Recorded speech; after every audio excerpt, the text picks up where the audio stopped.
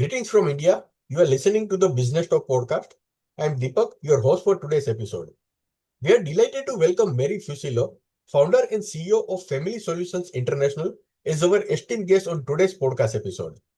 Her journey into reproductive medicine began with her own struggles to have children, an experience that shaped her lifelong commitment to helping others build families.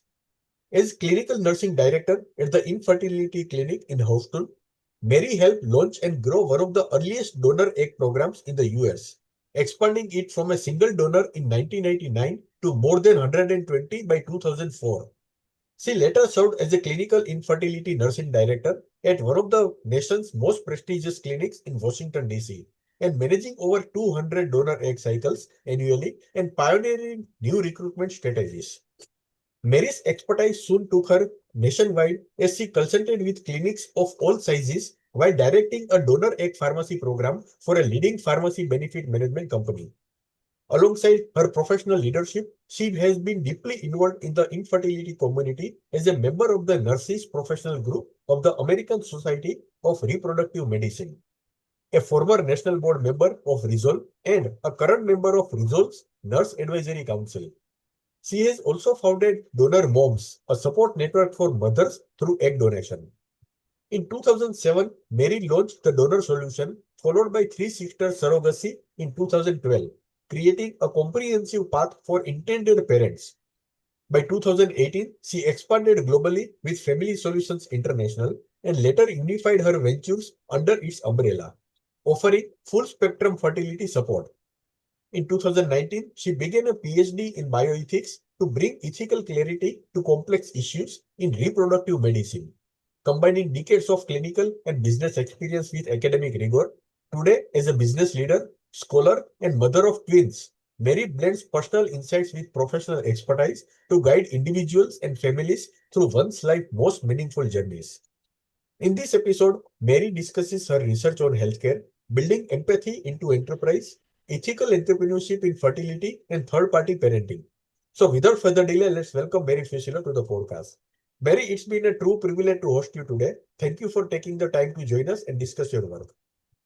Why, thank you so much for having me, and what a fabulous introduction. Mary, you have spent more than 3 decades in nursing and reproductive healthcare. How did your personal journey lead you to founding Family Solutions International?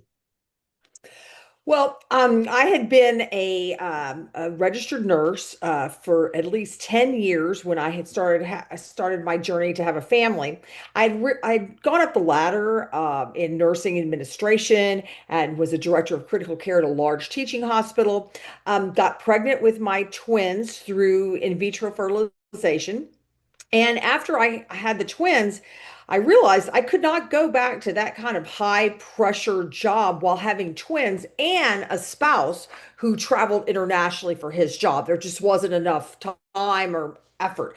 And so I couldn't put in the 60 hours a week. I was fortunate enough to have a friend of a friend introduce me to a physician who was expanding an IVF clinic. So back in the late 1990s, IVF clinics in the United States were not these mini hospitals that they've become now. They were just like a doctor's office that had a little tiny OR and things like that. And there was like one doctor at each clinic.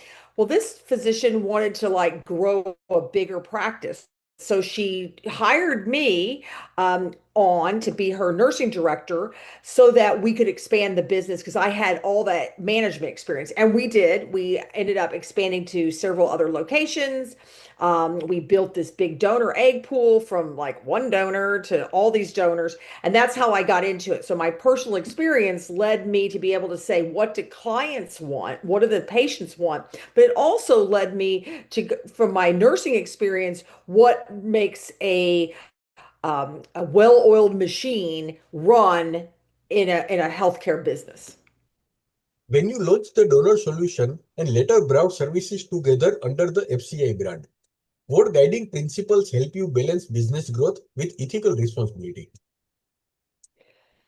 Well, I would say that what happened, I didn't start everything at once. I originally started the donor solution because by the time I had been in fertility for 8 or 9 years. I'd gotten to the point where I actually was a consultant and I flew around the country. That is not real conducive when you have 8 and 9 year old children. They need, not that they need mom all the time, but they actually need a driver all the time. And my husband was, of course, still internationally traveling. So I said, I need to find something that I can do with my expertise locally that I don't have to travel anymore. And so I said, well, I'll do local egg donation. So I started out just Houston. Houston's the fourth largest city in the United States, has a lot of IVF clinics. And that worked. And then I expanded to Dallas in Texas and then Austin. And then I went to LA. Pretty soon, I was kind of all over the United States. I actually had an office in Dallas and an office in LA. And so as things started growing, I was like, I had to hire people. So it started just kind of getting bigger and bigger. But I also kind of started having these thoughts about how can I manage this? Now I'm just working just as much as I was when I was traveling. It was a hard lesson for me to let go. I think that's the biggest entrepreneurial lesson is how do you let go of all the control of the business and hire people. And I got burned a couple of times, badly burned. So it makes you even more cautious. But that's how it started. Then I added surrogacy because people were looking, about half of our people that were using an egg donor were starting to use surrogates, which is starting to become a big thing in 2012. And we started having more and more international couples that were looking for an egg donor and a surrogate. And that's how the evolution of the business started. In an industry often associated with high cost and emotional vulnerability, how can entrepreneurs ensure that empathy remains central to the business model? Well, that is a problem. And I will say one of the things that I think distinguishes my company from other companies that are like mine is the fact that I come from a healthcare background. I'm not a former surrogate. I'm not an attorney. I'm not a business person. And right now in the United States, there's a lot of consolidation of companies brought on by private equity. And that's a whole other discussion. But I wanted to run my business just as I did when I was the manager of these IVF clinics. I wanted to bring the empathy. I wanted people to know they had someone to talk to. Hence, we offered support groups. And as the world changed and people didn't want to meet in person anymore, even before COVID, they kind of died off. And so we went to other modules, but we try to talk to every person. So on the surrogacy side, every single person that wants to have a surrogate talks to me.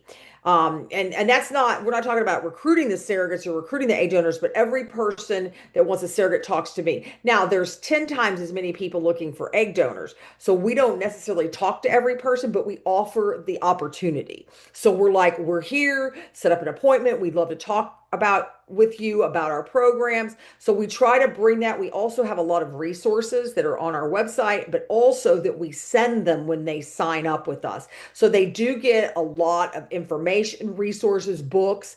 That's how I've tried to bring the empathy to it, plus knowing that they're dealing with a licensed professional and not somebody who said, oh, I was an egg donor once, I can run this business.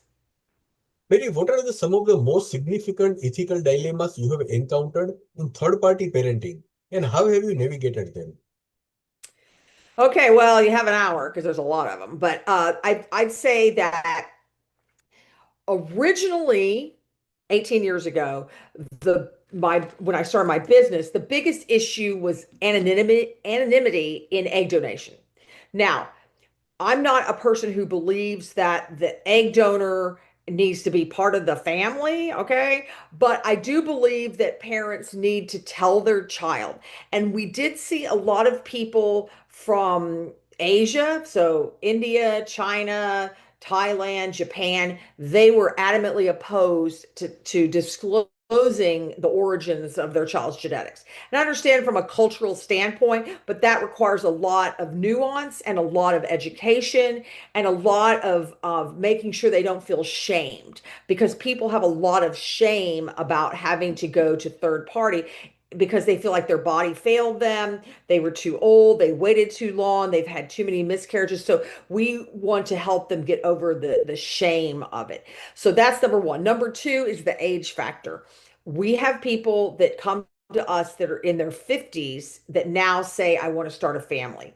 And I'm all for autonomy, which is one of the pillars of bioethics. Autonomy. Yes, reproductive autonomy. If you want to have a baby, we should help you have a baby.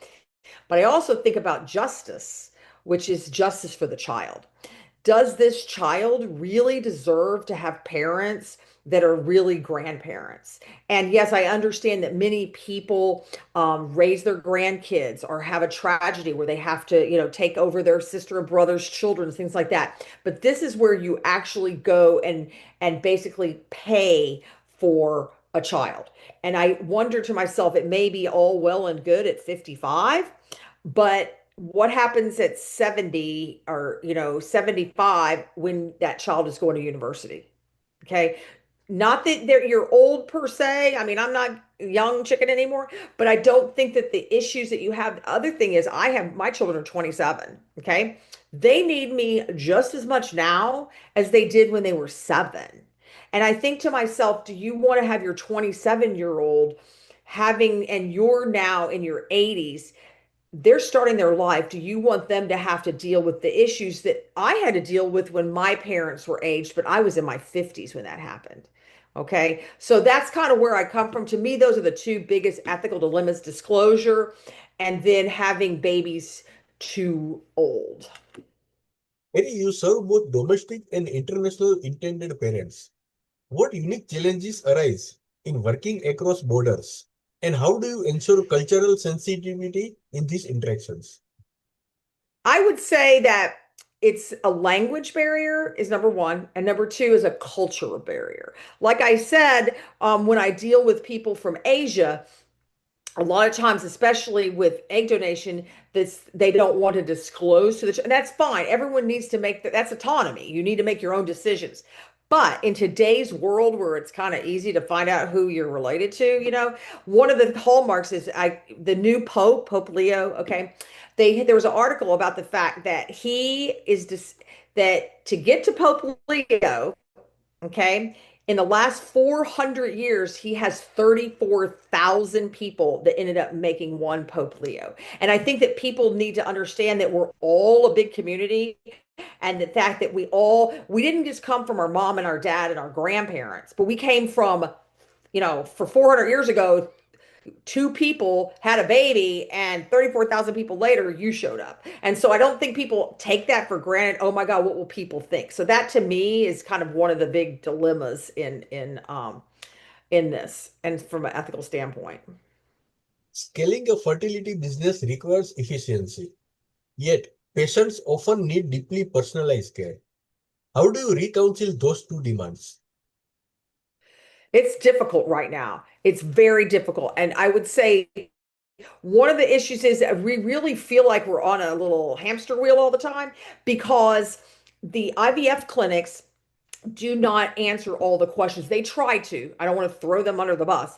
But one of the things that's what's happened with private equity and being introduced into so much fertility care, the goal was to enhance efficiencies, to make it more accessible. In reality, in order to keep the bottom line high for the investors, they've downgraded the staff. And I don't mean that these are bad people, but they, instead of having licensed professionals, registered nurses, registered ultrasound techs, licensed social workers, they've gone to more assistants like medical assistants and donor coordinators who don't understand all the nuances. So the some of the burden of explaining things to people has fallen to us. So now that takes up some of our time when these people at the clinics are just going through the numbers because they're so overwhelmed. There needs to be more fertility care globally, but in my world, there's not enough to meet the demand. Mary, you are currently pursuing a PhD in bioethics. How has this academic pursuit shaped your perspective on leadership and decision making in fertility care? Well, I did the I finished the master's portion. Okay. So I have a master's in bioethics right now. And one of the things that intrigued me is how can we use bioethics to make fertility care more equitable, more diverse, more inclusive to people. And right now I'm kind of stumped because I don't see it happening. There's a few players out there that are helping to bring it like to smaller cities instead of it just being concentrated in the 10 or 15 largest cities. They're going into more medium-sized cities, but you can't have a board certified reproductive endocrinologist in every little small city, that has 250,000 people. So what I really like is some people that are thinking outside the box and they're training obstetricians to do the actual egg retrieval, which is not exactly rocket science. This is not like you don't need a PhD or an MD and all these years to do it. It's very much like a video game. You're, looking on an ultrasound, you're poking this follicle, you're sucking the egg out. So it's not a real intensive couple of months. You can learn in a couple of months. Actually, in Europe, certified nurse practitioners actually do this a lot. So it's not like you have to have an MD. But what they're training these doctors to do is to do the mechanics behind the IVF cycle, what they're doing. So then they can have one board certified reproductive endocrinologist that is actually reading the results of the lab tests and the ultrasounds and saying, now we're going to up this medication, we're going to decrease this medication, we're going to add this medication, because they have that knowledge from doing that fellowship. Okay. So basically, one reproductive endocrinologist can work with 5 or 6 of these adjunct doctors to see more patients. So that to me is one thing where we've really, hey, we've done that. On the other hand, you have these very large IVF conglomerates that have gotten together through private equity who are going into the richest neighborhoods and they're combing for the people that can afford the most high tech stuff. And so basically the smorgasbord is, oh, you need all this testing and you need this testing, which it sometimes I feel is a little unethical. So The fertility industry is rapidly evolving with new technologies, legal framework, and social debates. What shifts do you see shaping the future of third-party parenting? I think sometimes it's out of control. Um, What I see now is when I first started, it was heterosexual couples. Okay. It was a man and a woman, and they had had fertility challenges. Either they were older and the woman had no eggs left, or the man, because, third party parenting encompasses sperm donation too. So sometimes you'd have a male factor. Um, and then some people they couldn't carry a baby because they'd had kidney disease as a child or whatever. Okay. Now I've seen people that want to do social surrogacy where they don't have a medical need for surrogacy. I see single people having children. I see same-sex couples. I'm fine. It's all autonomy, but I think that we've jumped the shark in a way and said it's a smorgasbord. And like I said, my big thing is the age issue. I'm fine with anyone having a child, but I'm not fine with two things. I'm not fine with older people, and I'm talking over 55, and people that use a surrogate because they don't want to be pregnant. Not a medical condition, not I'll get sick, not I just don't want to be pregnant, but I want to have a baby. Okay. I say to them, go get a pet dog. But that being said, to me, that's where we stand from an ethical standpoint. Mary, how do you train and prepare your team at Family Solution International to upload both professional excellence and compassionate care in such a sensitive field? I didn't really understand the question, to be honest. I couldn't hear you. I'm Yeah. sorry. How do you train and prepare your team at your organization to Oh, upload for? how do I train my team? Yes. I will say this, my team's been with me for like the person that just the least senior person has only been with me for 7 years. So hey, but I did take people that knew nothing about this. Okay, so I ended up the team I have now, I've had other team members before. I've tried people that worked at clinics. I've tried medical assistants. I've tried business people. Nothing has worked like the team I have now. So I have somebody who was young when she joined me. She's been with me for almost 12 years. And she has the patience of Job. I mean, she's like, nothing rattles her. Me, I'm like, oh, why they do that? But nothing rattles her. I also have somebody else who really identifies with the surrogates. She's had 3 children. She gets pregnancy more. I had twin pregnancy, so I was like a science experiment the whole time. I never got the, oh, I feel happy and beautiful and pregnant. I was just a science experiment. So I feel like that's what I have found. Training wise, there is a lot of information out there, but the biggest factor that I found is understanding how babies are made. And people think, oh yeah, I know that, but no, you don't. You don't understand why doesn't it work every month? What happens when the egg is mature and pops out of the follicle and goes down the fallopian tube? How come sperm lives for 7 days? It lives for 7 days.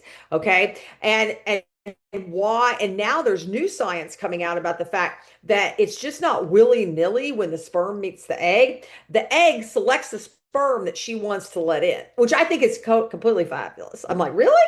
So the sperm are all surrounding the egg in the fallopian tube, and basically the egg goes, oh, you're the one, and then opens up and says, come on in. So I find that really, fascinating about, reproduction. Mary, my last question. For aspiring entrepreneurs in healthcare and fertility, what lessons would you share about building enterprise that succeed not only commercially but also ethically and empathetically? I would say, I think that I had a partner in the surrogacy business because my business is actually 3 companies under one umbrella. So each of them is a separate entity, but they all work together, and all my employees all work for all of them. So everyone's cross-trained. But for a short period of time, I had a partner in the surrogacy side. And her goal, which is not bad, but her goal was she wanted to be the biggest and the best. My goal was to make enough money to have a good lifestyle for my family, pay my people well so they had a good lifestyle, make sure that everyone had a good work-life balance, and that I was happy in helping people. Okay. I did not aspire to be the Google of egg donation. She wanted to be the Amazon of of surrogacy. And that was a lot of friction because I was at a stage in my life where I realized that money doesn't buy happiness. It just buys tolerable affection. I mean, so I don't get me wrong, I liked making money, but I wanted to do it ethically and not cut corners. Not that she did, but she just had a different vibe about it. So I think that one of the things is I started small and I grew incrementally. And I also think that people, when they start a business, don't understand that you're not an overnight success. No one's an overnight success. In 2007, I started my business and I was worried, was I going to have the fortitude to work for myself after working for people my whole other career? Was I going to be able to sit at the computer? Was I going to be able to answer the phone? And I became a workaholic. Okay. So that worked out fine. But I found that to keep it ethical, I had to be able to continue to connect with the intended parents, to connect with the patients. And that's what to me was the biggest deal. Starting small, not expecting to be an overnight success. Now, 18 years later, I've learned in the last 5 years, we've made tremendous changes to how we manage everything. And I think, gosh, I didn't have this 18 years ago. Well, the technology wasn't there. So that to me is, it takes 18 years sometimes to build this very robust business. And I think that people want to take shortcuts to success. Mary, thank you for sharing your remarkable journey and deep insights with us today. Your story highlights how empathy and ethics can truly guide entrepreneurship, especially in a field as sensitive as fertility and third-party parenting. From building the donor solution to leading Family Solutions International, your work shows that business growth and compassionate care don't have to be at odds. They can, in fact, strengthen each together. Mary, we are grateful for your time and offering such thoughtful perspective from your research experience. Thank you so much. Thank you for having me. I loved it.